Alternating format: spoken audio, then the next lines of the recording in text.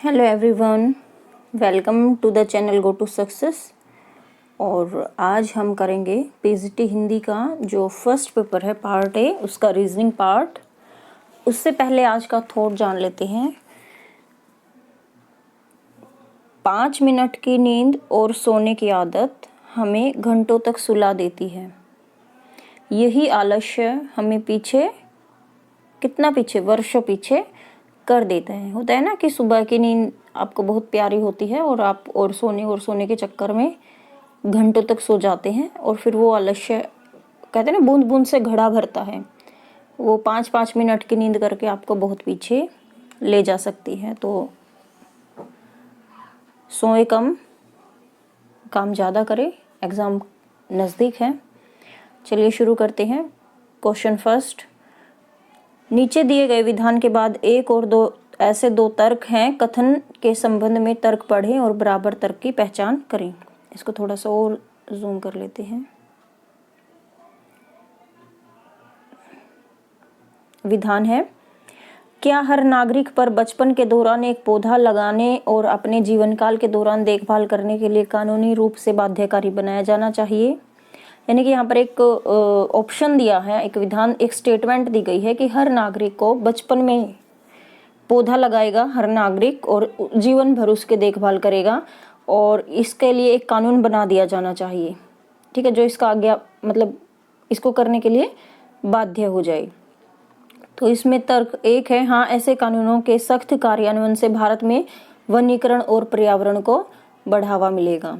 तो ये बात तो बिल्कुल सही है। जब सब लोग वृक्ष लगाएंगे और उसकी देखभाल करेंगे तो क्या होगा, पर्यावरण को तो बढ़ावा मिलेगा, वन भी बढ़ जाएंगे।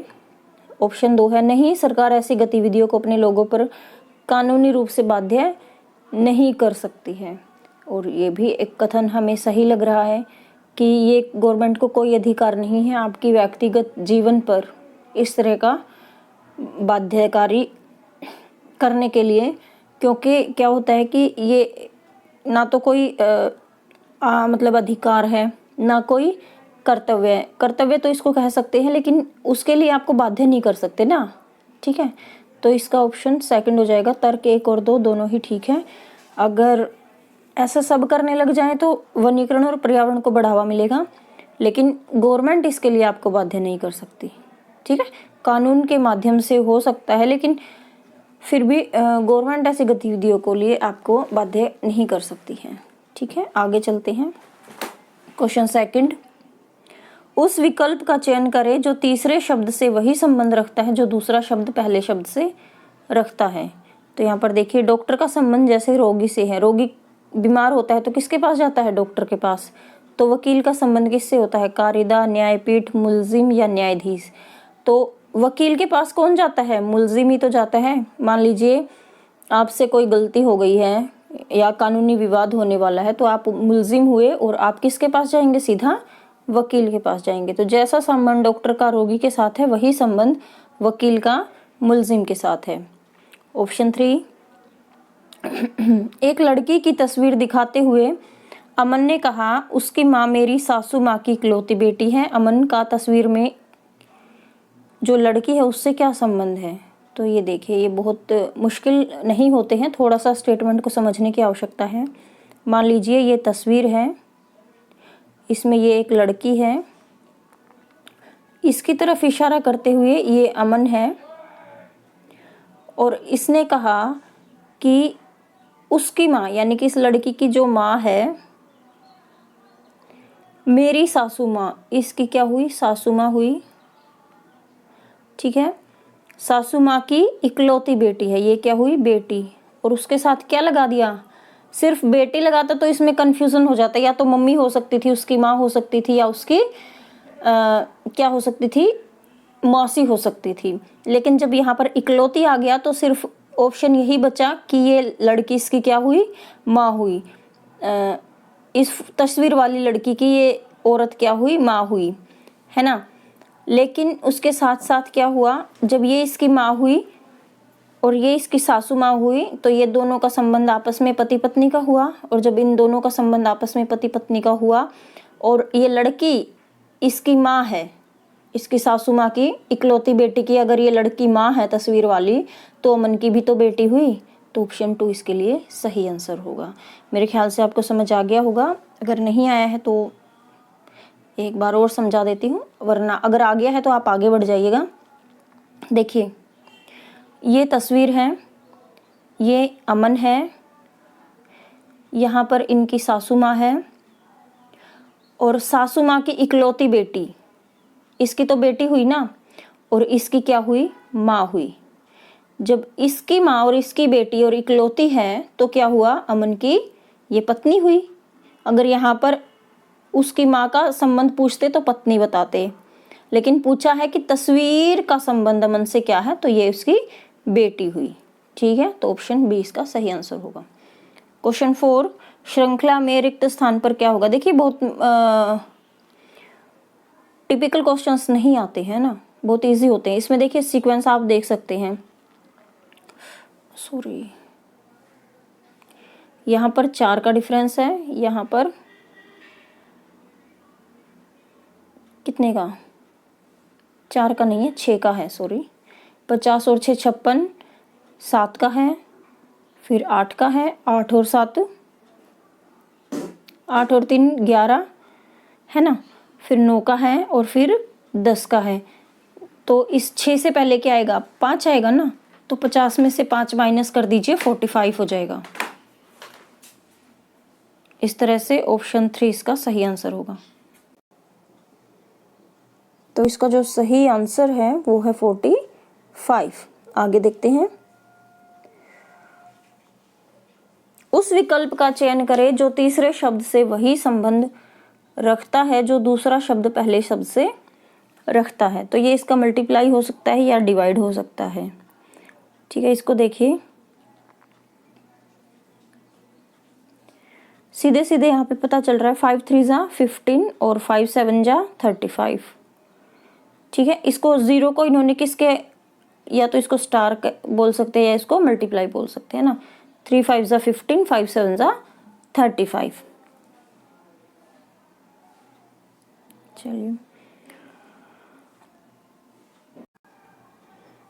क्वेश्चन नंबर 6, 6 दोस्त फरहान, जलाल, करण, लखन, मुकुंद और परवेज एक दूसरे के सामने एक गोलाकार टेबल पर बैठे हैं, जैसे कि हर दोस्त दूसरे दोस्त के बिल्कुल सामने बैठा है। फरहान,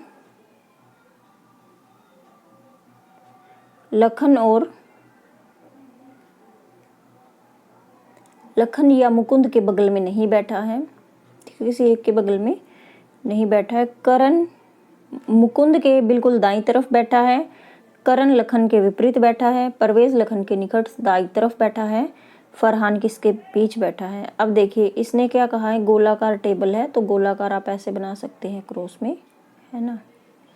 ठीक है, अब देखो करण लखन के विपरीत बैठा है, तो कहीं पे भी लगा सकते हो आप। मान लीजिए ये करण है, तो या इसके विपरीत बिल्कुल सामने यहाँ पर लखन बना देंगे हम।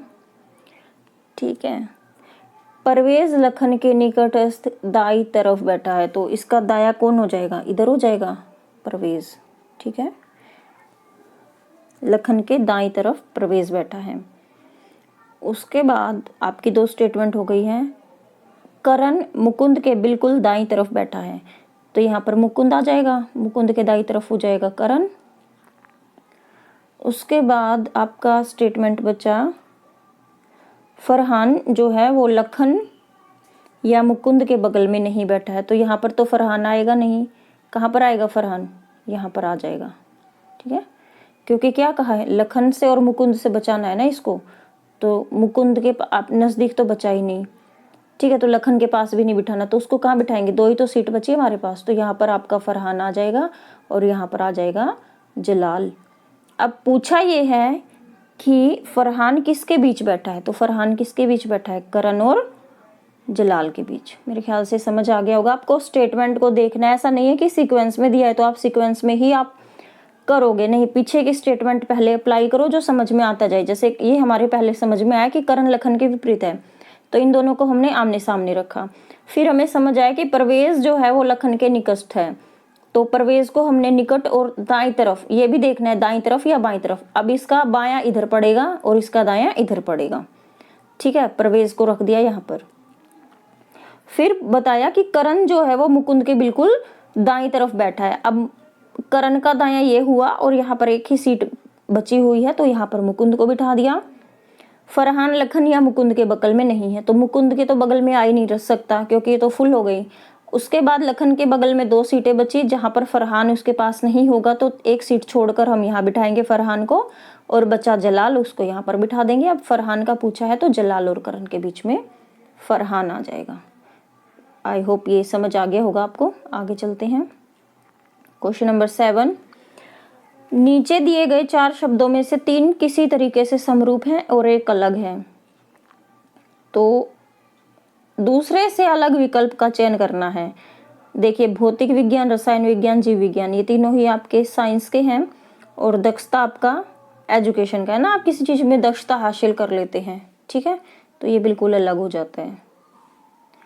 उस विकल्प का चयन करें जो तीसरे शब्द से वही संबंध रखता है जो दूसरा शब्द पहले शब्द से रखता है। 7, ये देखो यहाँ पर 8 7 जा 56, तो एक कम लिया, 7 6 जा 42, ठीक है, एक कम, यानी कि 8 से एक कम हुआ 7, 7 8 56, और 7 से एक कम हुआ 6, और 6 7 42, ठीक है, 42। आगे चलते हैं। अब इन वाले प्रश्न में भी आपको ज़्यादा टाइम वेस्ट करने की जरूरत नहीं कि स्टेटमेंट दोबारा लिखो या वो करो। एक बार स्टेटमेंट लिखो और उसी में आप ऐड ऑन करने की कोशिश करो। जैसे यहाँ पर आपने लिख दिया डिवाइड, या फिर ऐसे कर सकते हो 2 2 1 डिवाइडेड बाई 17। इसका मतलब क्या है,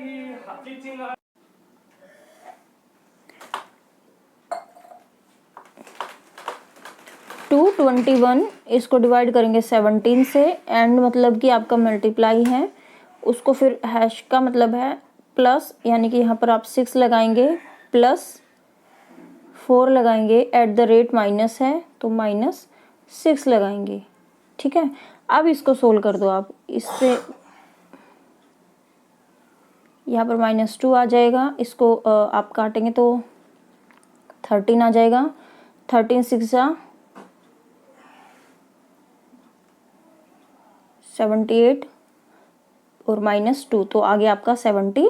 78 -2 आ गया 76, तो ऑप्शन 2 इसका सही आंसर होगा। चलते नेक्स्ट क्वेश्चन पर। क्वेश्चन नंबर 10, उस विकल्प का चयन करें जो प्रश्न चिन्ह को सही ढंग से प्रतिस्थापित करेगा और श्रृंखला को पूरा करेगा। तो यहाँ पर आप देखिए 4 का स्क्वायर कितना होता है, 4 4 जा 16 प्लस 36 कितना हो गया, 52 हो गया। ऐसे ही 7 7 जा 49, 3 3 जा 9, ये हो गया 58। अब इसको देखो 5 5 जा 25, 8 8 जा 64, और इसको ऐड कर दो 9 और 8, 89 हो जाएगा यहाँ पर, ऑप्शन 4। नेक्स्ट है क्वेश्चन नंबर 11, 6 दोस्त फरहान, जलाल, करण, लखन, मुकुंद, परवेज एक दूसरे के सामने एक गोलाकार टेबल पर बैठे हैं कि हर एक दोस्त दूसरे दोस्त के बिल्कुल सामने बैठा है। जैसे कि हर दोस्त एक दूसरे दोस्त के बिल्कुल सामने बैठा है, फरहान, लखन या मुकुंद के बगल में नहीं। ये वही स्टेटमेंट है, बस प्रश्न चेंज कर दिया है। अगर आपने उस पर किया होगा रफ शीट पर तो इजीली आप इसका आंसर निकाल सकते हैं। देखिए, एक ही प्रश्न से 2 नंबर के क्वेश्चन पूछे गए हैं, तो हम एक बार फिर से वो स्टेटमेंट बना लेते हैं जो हमने बनाई हुई थी, और दोबारा से एक बार समझ लेते हैं। चलिए कोई बात नहीं। करण लखन के विपरीत बैठा है, तो यहाँ पर करण आ गया, यहाँ पर लखन आ गया। परवेज लखन के इस तरफ बैठा था दाईं तरफ, और मुकुंद, करण जो है मुकुंद के बिल्कुल दाईं तरफ, तो मुकुंद का दाईं ये हो जाएगा ना, मुकुंद का दाएं करण और करण का बायां मुकुंद। अब फरहान को इसके पास नहीं बैठाना, तो फरहान को हम यहाँ बिठाएंगे और यहाँ पर आएगा आपका जलाल। तो अब प्रश्न ये है कि फरहान के ठीक सामने कौन बैठा है, तो फरहान के ठीक सामने कौन बैठा है, परवेज बैठा है। ऑप्शन 1 इसका सही आंसर होगा। नेक्स्ट चलते हैं, ये सीटिंग वाले क्वेश्चन हैं। दोस्तों का एक समूह दौड़ लगाता है, नेड बॉब से तेज भागता है। नेड किससे तेज भागता है? बॉब से। बॉब टॉम से धीमा भागता है, यानी कि इससे भी तेज कौन भागता है? टॉम भागता है। इसको अलग रख लेते हैं। टॉम सैम से तेजी से भागा। टॉम सैम से तेजी से, यानी कि यहाँ पर सैम आ जाएगा। सैम नेड से तेज भागा, यानी कि नेड से तेज भागा, तो हम इस सीक्वेंस को यहाँ पर लेके जाएंगे, है ना, क्योंकि नेड से तेज भागा इसका मतलब बॉब से भी तेज भागा। फ्रेड बॉब से तेजी से भागा लेकिन नेड से धीमा, तो इसको फ्रेड को यहाँ पर रखेंगे हम, ठीक है, क्योंकि नेड से तो धीमा है वो, लेकिन बॉब से तेज भागा, ठीक है। निम्नलिखित में कौन सबसे तेज भागा? तो टॉम सबसे तेज भागा। ऑप्शन 1 इसके लिए सही आंसर होगा। नेक्स्ट चलते हैं क्वेश्चन नंबर 13। आप अपने घर पर देर रात पार्टी कर रहे हैं। एक पड़ोसी आपको सूचित करता है कि उसके पिता की तबीयत ठीक नहीं है और आपके घर पर होने वाले शोर के कारण वह परेशान हो रहे हैं। उस विकल्प का चयन करें जो करना इस स्थिति में आपको सबसे उचित लगता है। तो यहाँ पर देखिए नैतिक मूल्य वाले प्रश्न भी पूछे गए हैं।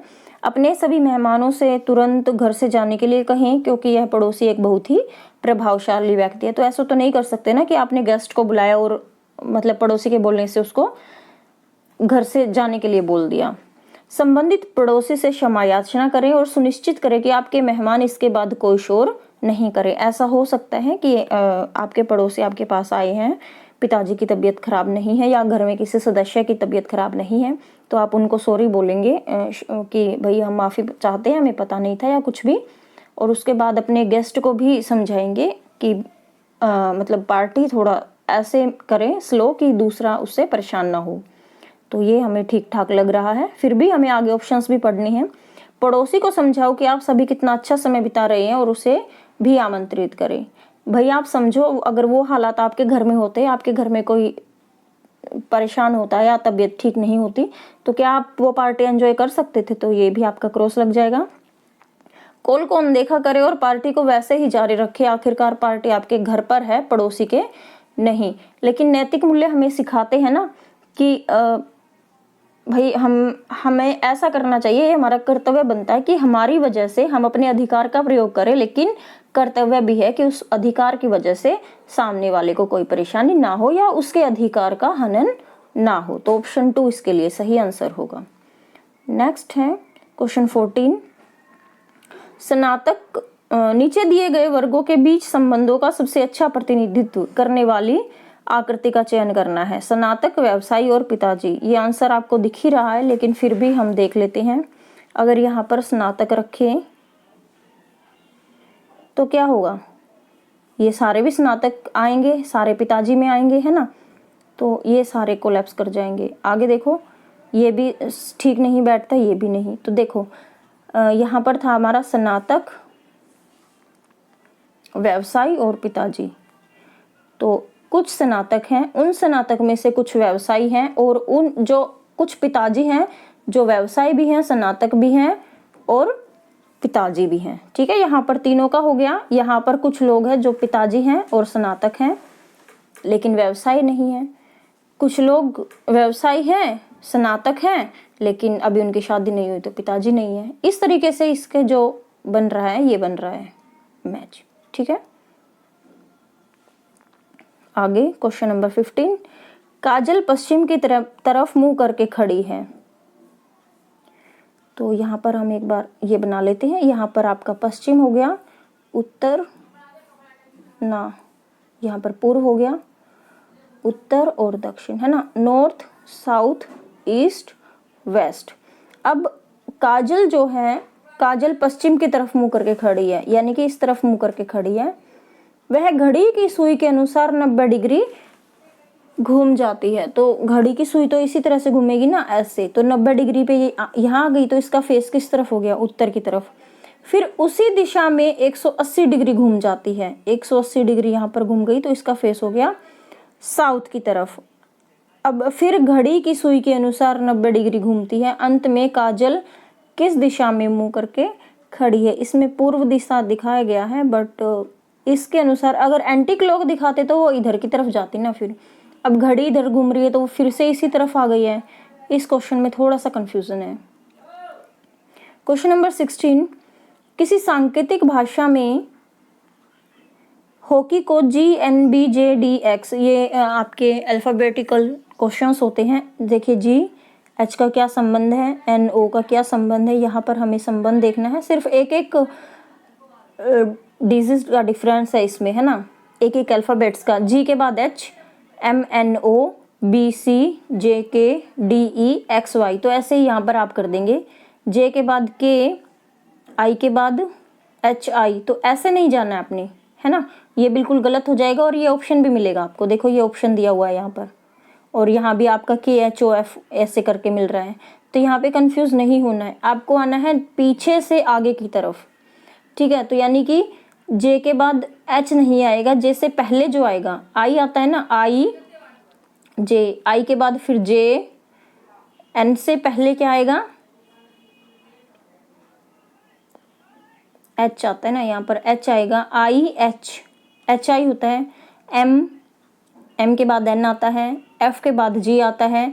तो आपका बना IJMFK, है ना, J के बाद K और फिर L आता है, और E से पहले क्या आता है, D, ठीक है। तो IH, हाँ ये देखो यहाँ पर गलती नहीं करनी है, H होगा यहाँ पर, HMFKD, ठीक है। थोड़ा ध्यान से इस क्वेश्चन को करना है आप लोगों को, और समय को ध्यान में रखते हुए। यहाँ पर समय इसलिए लग रहा है क्योंकि थोड़ा समझाने का भी प्रयास किया जा रहा है। इस प्रश्न, क्वेश्चन नंबर 17, इस प्रश्न में 1 और 2 ऐसे बयान दिए गए हैं जो विधानों को पढ़ें और तय करें कि कौन सा विकल्प इन दिए गए बयानों के बीच संबंध को सही ढंग से दर्शाता है। अंतरिक्ष एजेंसी ने इस महीने एक शक्तिशाली मौसम उपग्रह का लॉन्च किया है, ठीक है। अंतरिक्ष एजेंसी है जिसने इस महीने एक मौसम उपग्रह का लॉन्च किया है। अब उसका विधान 2 दिया गया है, पिछले महीने लॉन्च किए गए उपग्रह से अचानक जवाब आना बंद हो गया। तो ऐसा तो हो भी सकता है और नहीं भी हो सकता है, लेकिन इसमें वजह क्या होगी, ये इसकी वजह नहीं बन सकती, ठीक है। तो दोनों ही क्या हो गए, 1 और 2 दोनों विधान स्वतंत्र कारणों के प्रभाव हैं, यानी कि एक अलग ही कारण है जिसकी वजह से ये दोनों जो उपग्रह हैं वो लॉन्च किए गए हैं। क्वेश्चन नंबर 18, काजल पश्चिम की तरफ मुंह करके खड़ी है, वह दाएं ओर मुड़ती है। अब इस क्वेश्चन को देखिए, नॉर्थ, साउथ, ईस्ट, वेस्ट, तो पश्चिम की तरफ मुंह करके खड़ी है, दाईं ओर मुड़ती है, तो इसका दायां यही हो जाएगा, इस तरफ उत्तर की तरफ, और 20 मीटर सीधे चलती है, यहाँ पर 20 मीटर चलती है उत्तर की तरफ। फिर बाईं ओर मुड़कर, यानी कि अब इधर मुंह है तो इसका बायां इधर की तरफ हो गया, 20 मीटर तक चलती है, फिर 20 मीटर चली, आखिरकार दाईं ओर मुड़कर 20 मीटर तक जाती है। तो अब देखो यहाँ पर है, यहाँ से 20 मीटर चली, फिर इधर 20 मीटर चली, और आखिरकार फिर दाईं मुड़ी, यानी कि इसका फिर दायां मुड़ा और 20 मीटर चली। तो यहीं पर है ना, वो अंत में वह किस दिशा में है, उत्तर दिशा में ही है ना, ठीक है। तो यही इसका आंसर होगा, ऑप्शन 2। क्वेश्चन नंबर 19, नीचे दिए गए कथन के बाद 1 और 2 तर्क हैं, यह मानते हुए कि कथन में दी गई जानकारी सत्य है, भले ही यह आमतौर पर स्थापित तथ्यों से भिन्न दिखाई दे। कथन में दी गई जानकारी से कौन सा निष्कर्ष तर्क संगत है और उसका निश्चित रूप से अनुसरण करता है, यह तय करें। किशन ने हाल ही में रिलीज हुई फिल्म सुंदरबन का बाग में अपने रोमांटिक नंबर के लिए सर्वश्रेष्ठ गायक का पुरस्कार जीता। तो इससे हमें एक तो बात पता चलती है कि गायक है वो, ठीक है। तो किशन एक पार्श्व गायक है, ये बिल्कुल सही इससे स्टेटमेंट से जुड़ता है। आगे देखिए, किशन फिल्म क्षेत्र में काम करता है, बिल्कुल करता है। फिल्म क्षेत्र में सिर्फ एक्टर ही काम नहीं करते बल्कि गायक भी काम करते हैं। तो दोनों ही जो निष्कर्ष है यहाँ पर सही बैठते हैं। तो देखो निष्कर्ष 1 और 2 दोनों अनुसरण करते हैं कि वो गायक भी है और वो फिल्म क्षेत्र में भी काम करता है। नेक्स्ट एंड लास्ट क्वेश्चन आपका, क्वेश्चन नंबर 20, इस प्रश्न में 2 विधान दिए गए हैं जिसके बाद 1 और 2 निष्कर्ष दिए गए हैं। दिए गए विधान को सत्य माने भले ही वे आमतौर पर ज्ञात तथ्यों से भिन्न हो। निष्कर्ष पढ़ें और फिर तय करें कि दिए गए निष्कर्षों में से कौन से निष्कर्ष तर्कसंगत रूप से दिए गए विधानों का अनुसरण करते हैं, आमतौर पर ज्ञात तथ्यों को अनदेखा करते हुए।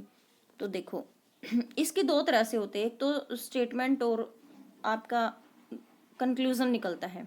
एक तो आप 150 वाला रूल लेते हो, एक आप डायग्राम वाला रूल लेते हो। ठीक है, जब सभी होते हैं ऑल ऑफ तो 100 होता है और सम पे 50 होता है और सम नोट पे भी 50 होता है। इसको अलग से करवाना चाहिए वैसे तो, बट ये क्वेश्चन का पार्ट है तो यहीं पर इसी क्वेश्चन के माध्यम से हम समझेंगे। उसके बाद जब आपको 100 बोला जाता है, अगर डायग्राम के तरीके से देखें तो 100 और उसी के मान लो ये जो सभी चिप्स कुकीज़ हैं, तो चिप्स कौन सी हुई, ये हुई ना, और कुकीज़ ये हुई। ठीक है, तो सभी चिप्स कुकीज़ के अंदर आ गई और सभी कुकीज़ मंचिस यानी कि बिस्कुट है और सभी कुकीज़ क्या हुए, बिस्किट हुए। इसका मतलब क्या हुआ कि कुछ बिस्किट कुकीज़ हैं, तो कुछ बिस्किट कुकीज़ है, बिल्कुल है, क्योंकि यहाँ से बिस्कुट सभी बिस्किट तो नहीं है लेकिन सभी कुकीज़ बिस्किट हुए, तो कुछ कुकीज़ भी बिस्किट हुए ना। और कुछ बिस्किट चिप्स हैं और कुछ बिस्किट चिप्स भी हैं, क्योंकि दोनों ही इसके अंदर आ रही हैं, तो दोनों ही निष्कर्ष यहाँ पर निकलते हैं हमारे। देखो 1 और 2 दोनों बराबर हैं। अगर आप 150 वाला रूल लेते हैं तो ये देखिए, इसको हम ऐसे लिखेंगे फिर, ऑल चिप्स आर कुकीज़। ठीक है, ऑल कुकीज़ आर बिस्किट्स। ठीक है, अब यहाँ पर ऑल हमने बताया 100 होगा और 50 होगा, ऑल पे 100 होगा और 50 होगा। अब देखो किसी के पास मान लो 85 रुपये हैं और आपके फ्रेंड ने आपसे 100 रुपये मांगे, तो क्या आप दे सकोगे? नहीं। तो कुकीज़ तो चिप्स नहीं होंगे ना, लेकिन जो चिप्स हैं वो कुकीज़ हो सकती हैं, है ना। तो 150 से क्या कंक्लूजन निकला, सम चिप्स। अब इसने 100 में से 50 मांग लिए, तो 50 तो आप दे सकते हो, तो क्या होगा यहाँ पर, सम 100 में से कुछ ही दिए ना, तो सम चिप्स, चिप्स में से दिया है ना, चिप्स आर कुकीज़, तो सम चिप्स आर कुकीज़, ये आ गया आपका। इसमें ऑप्शन है नहीं चिप्स और कुकीज़ वाला, तो ये भी हो सकता है some biscuit or chips, some biscuit or chips and some biscuit or cookies, तो दोनों ही यहाँ पर बराबर हैं। उम्मीद है ये आपके लिए काफ़ी यूज़फुल रहेगा। Thank you so much. बाकी अपडेट्स के लिए चैनल को सब्सक्राइब करें, बेल आइकन को प्रेस कर लें। Thank you.